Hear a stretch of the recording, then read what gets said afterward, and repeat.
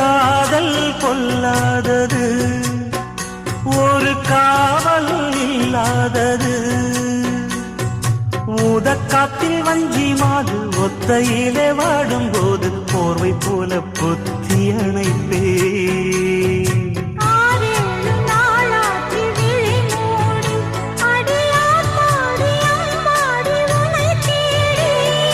நீதானே மானே என் இளைஞர்